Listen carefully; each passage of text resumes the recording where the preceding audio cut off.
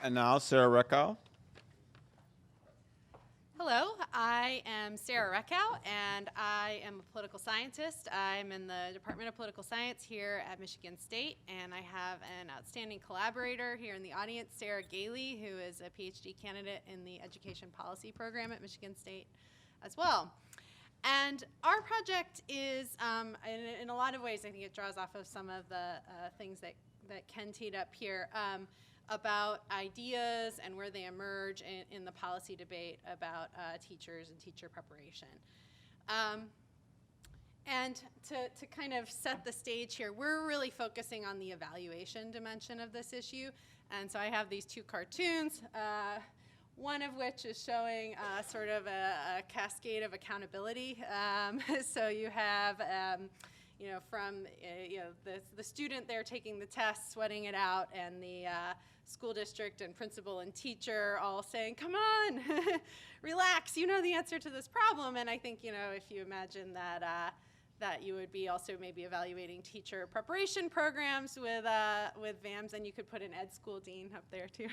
And then, but on the flip side, I think there's an important point to point out about teacher evaluation, that this sort of everybody's above average issue, right?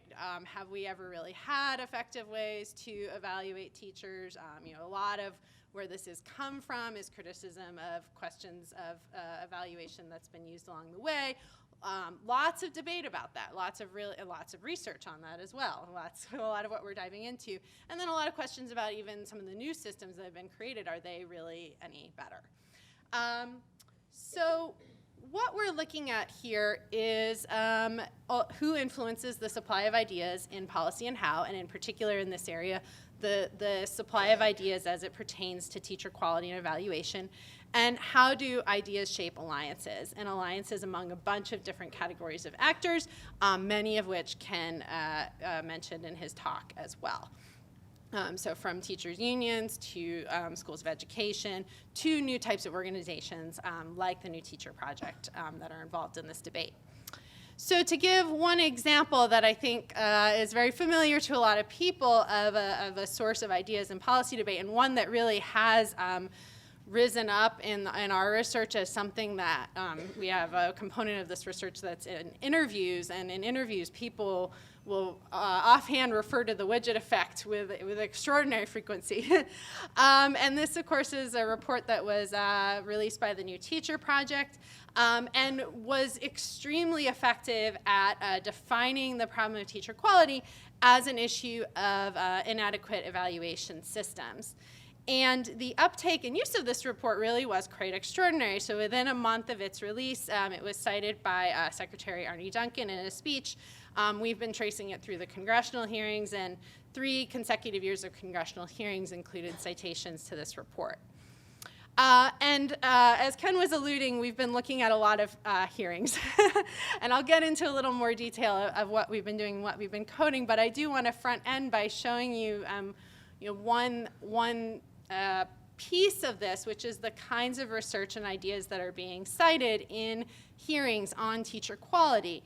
And I have the question here, what is missing? I'm about to show you the table. And one caveat that this is only things that we could identify with the complete title, and so that we could trace them across multiple hearings. So you'll see at the top the Rivkin, Hanashek, and Kane paper, Teachers, Schools, and Academic Achievement. If you've read that, that's a paper about kind of trying to measure the variations in teacher quality. These are economists writing this paper. And then you'll notice as you go down the list, you don't see much academic research in the sense of peer-reviewed journal articles. Quite a bit that's coming from various kind of think tank or think tank/advocacy type groups based in DC. The Education Trust, of course, comes up a lot. We can see the widget effect on here. If we dig further into our list, you do see some reports by someone like Linda Darling-Hammond. You do see some of the work that's more directly focused on teacher preparation. But I put this up here to emphasize that those are not in our most frequently cited list from these hearings. So delving more into this project, as I mentioned, what we're doing here is we're kind of tying this story of what's happened in the debate on teacher evaluation and then how this seems to be impacting the broader debate about teacher preparation. But to preface that, I think, if you go back to the longer story, in many respects, it's a debate that's moved from holding schools accountable, as framed with No Child Left Behind, to then holding teachers accountable as individuals, and then the various things that can proceed from that perspective. So as we have now moved into the current era where we have policies holding teachers accountable, just some of the major policy changes that have occurred. Since 2009, since Race to the Top, we see 49 states and DC making significant changes, and that this has been a very political issue, ultimately opposed, especially by teachers' unions. So our question in this study is, how did the emphasis on teacher accountability that we've seen basically move through the policy debate after No Child Left Behind impact the teacher preparation policy discussion, and who were the advocates, and how did these groups that were involved change over time? So getting more into the detail of the methods of the study, as I mentioned, we've been identifying research cited in congressional hearings, and also coding the hearing testimony for the policy preferences expressed by the witnesses in that testimony. And yes, the whole data set includes 197 congressional hearings since 2000. The one that Ken mentioned is one of them.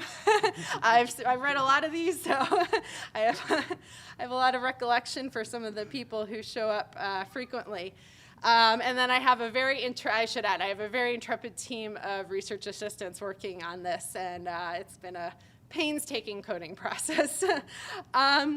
So how are we approaching this, right? I can say, we're reading all these hearings and coding them, but what are we really doing with this? Our approach is to think about coalitions as groups of organizations and organizations through individuals that share ideas and that have common beliefs and common preferences about policies. And here we're really drawing on the literature on public policy, kind of drawing from rooted in political science.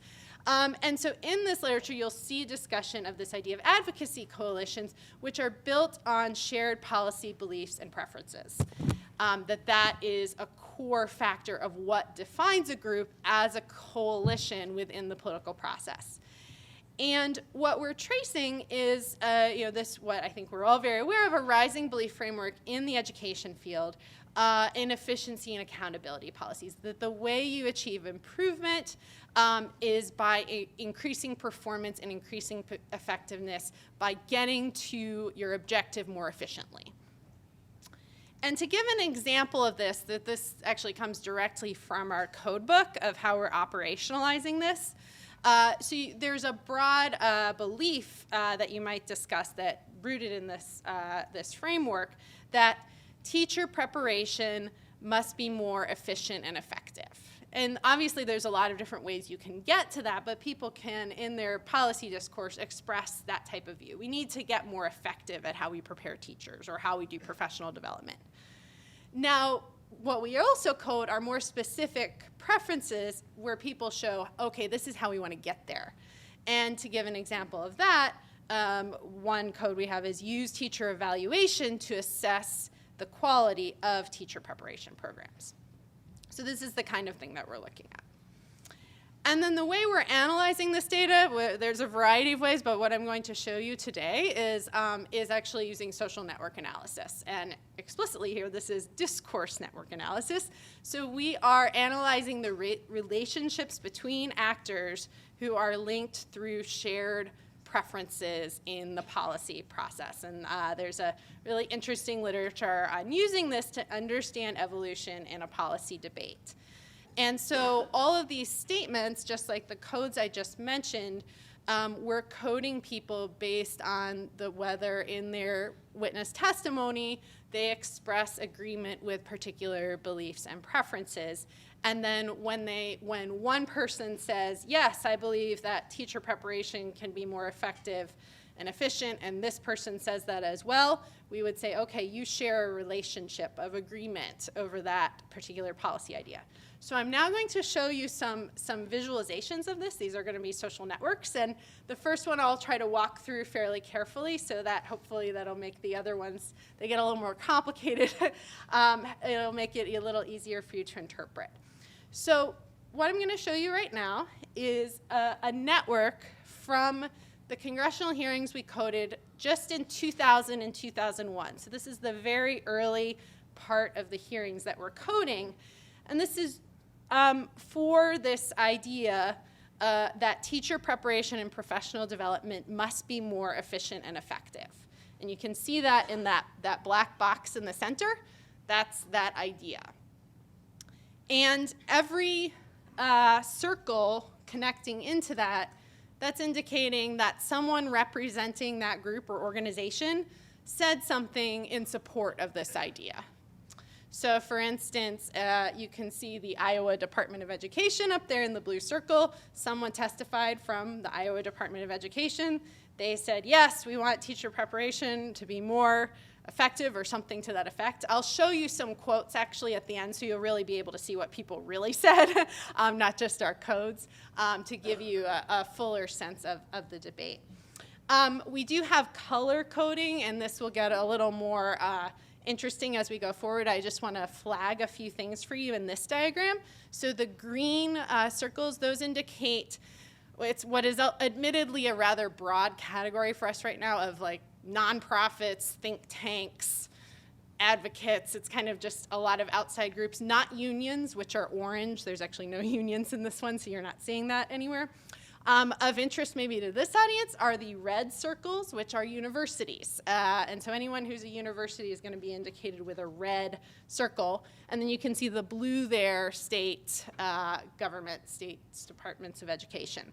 So what we see here is actually, I think, to prepare you for the next network, is kind of an interesting situation where there's not actually a whole lot of discussion about this, which isn't all that surprising. This is right leading up to No Child Left Behind. Most of the debate we're seeing at this time is about school accountability, not teachers. It's not even all that much about teacher preparation. There's the highly qualified teacher idea coming into the mix, but that's the main issue. There's not many specific policy preferences. People are mainly saying, we kind of like this idea of trying to get more effective, and they're not really saying much about how to get there. So fast forward 5-6 years, and that changes. There's a lot more people saying specific things about how you might get there. So once again, you can see down kind of in the bottom left that broad belief idea. Teacher preparation and professional development must be more efficient and effective. Lots of lines going into that, right? So a lot of people saying, we want to get there. We want to get to this idea, and we prefer that. But as you kind of spread out into towards the right side of the network, some people are now actually saying, these are some ways we believe in this efficiency idea, and these are some ways we think you could get there that tie into the evaluation debate. So for instance, the one I particularly want to flag is up at the top, teacher evaluation to assess the quality of teacher preparation programs. And noticing a few of the groups tying into that, you see 3 green circles up at the top: Education Trust, Carnegie Corporation, Boston Teacher Residency, and alternative certification programs. You see a lot of green in this, so you see a lot of the kind of nonprofit, advocacy, think tank group category that we have.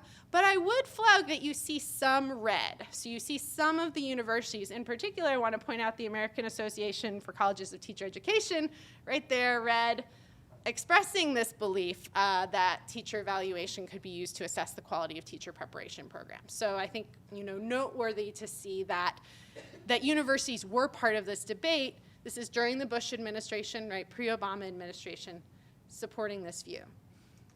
Now, this network is a little broad. We've kind of lumped together more years to give you kind of a broader perspective of the Obama administration.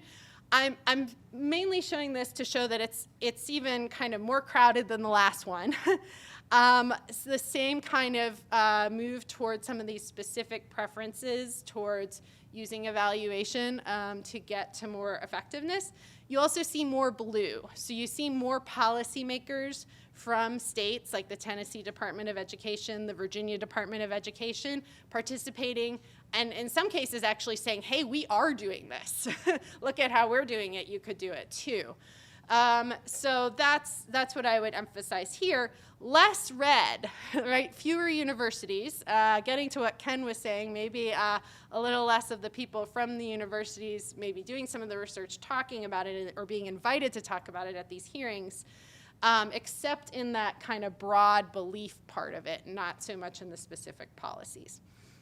So I'm going to break this down a little bit more because I know the networks can sometimes, if you're unfamiliar with it especially, it can be a lot to take in.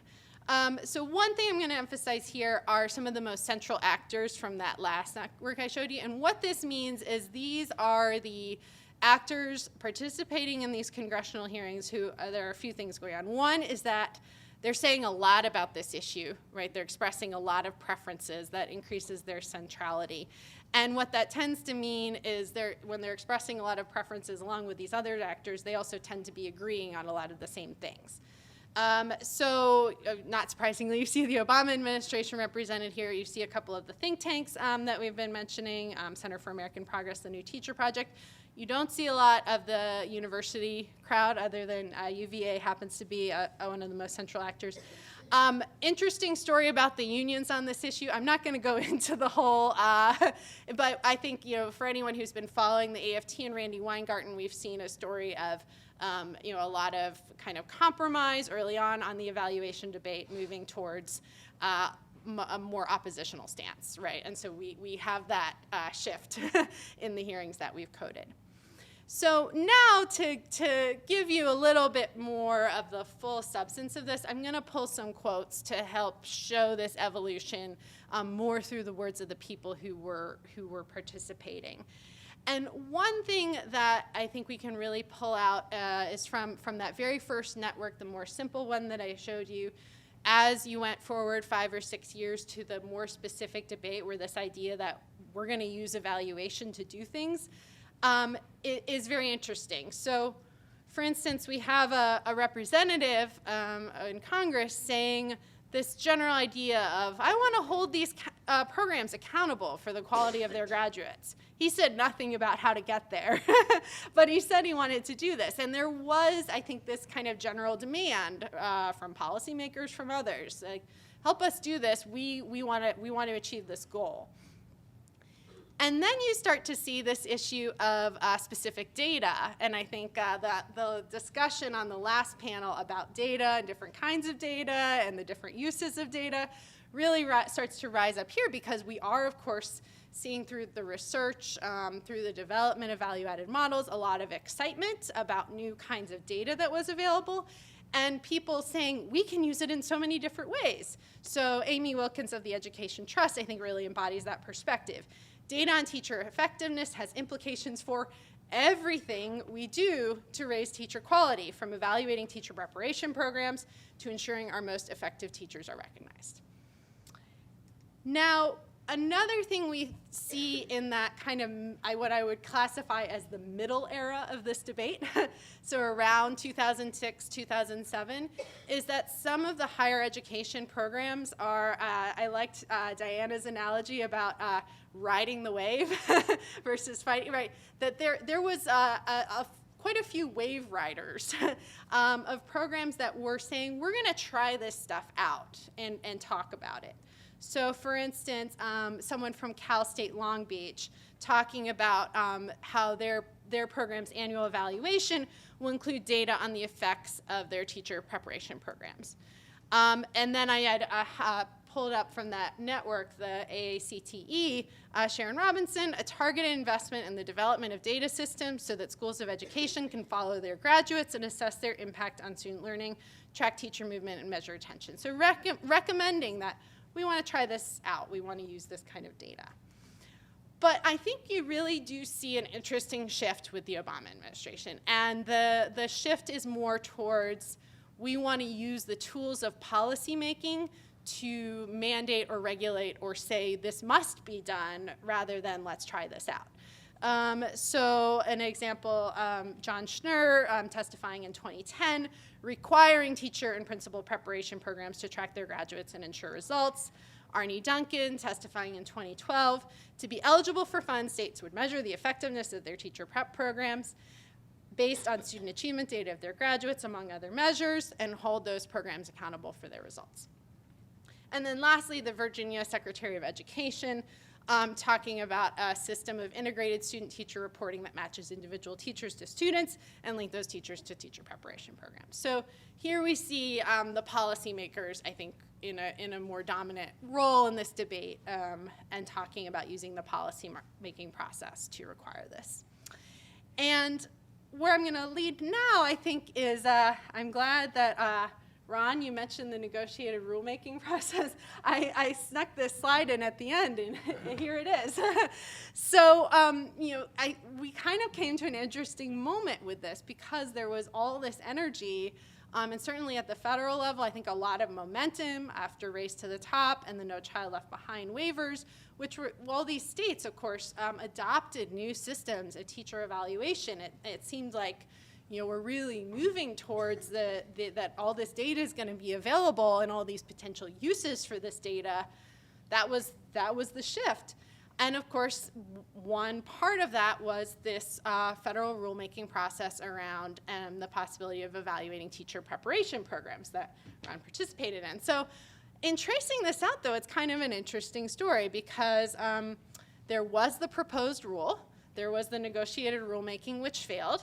And after the failure of that negotiated rulemaking, the Department of Ed went forward and proposed its own rule in 2014 that would have required, it's very much in line with that quote that I showed you from Secretary Duncan of how this would be used.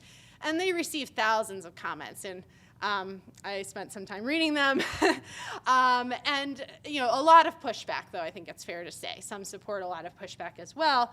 And there, of course, is still no final rule on this. And I don't necessarily maybe want to make a public prediction, but I will say I think it's worth noting that the Senate is exercising very muscular oversight over the ESSA rulemaking process, and I think it definitely calls into question how much the Department of Ed will decide to push on something like this, given all the pushback they seem to be getting. So some concluding thoughts. First of all, so far what we're seeing in this debate is that, and I think this does echo some of the things that Ken brought out, that the ideas and research in this area, we've gone through a period of a lot of these ideas emerging from think tanks, from scholars in economics, and that scholars in teacher preparation, while they were certainly producing a lot, were not as central in what was being voiced in the policy debate, at least in the halls of Congress. Also, though, schools of education, at least some of them, were trying these things kind of midway through this process. So, it was, I'm sure, this wasn't everyone, there were some, but what happened was the debate shifted toward policymakers seeking, using a tool like rulemaking to try to get broader, more comprehensive required change for everyone. And so I'll leave you with some questions, I guess, for thinking about the future. Is I think one question here is I think this kind of shifting role of schools of ed as this process has developed over time. And I mean, in particular, maybe that some of these ideas of evaluating and effectiveness of teachers were more attractive when it was voluntary, but when it was going to become a mandated thing, it seems like a lot of people's positions on the idea shifted. And then the second thing is, of course, the political climate more generally, that we are seeing a lot going on with test-based accountability and the impacts that it's already having in terms of what states are doing for teacher evaluation. It's a highly politicized area, and I do wonder if this discussion about teacher preparation that we're tracking over this 15-year period is about to move into a very different course. So thank you very much.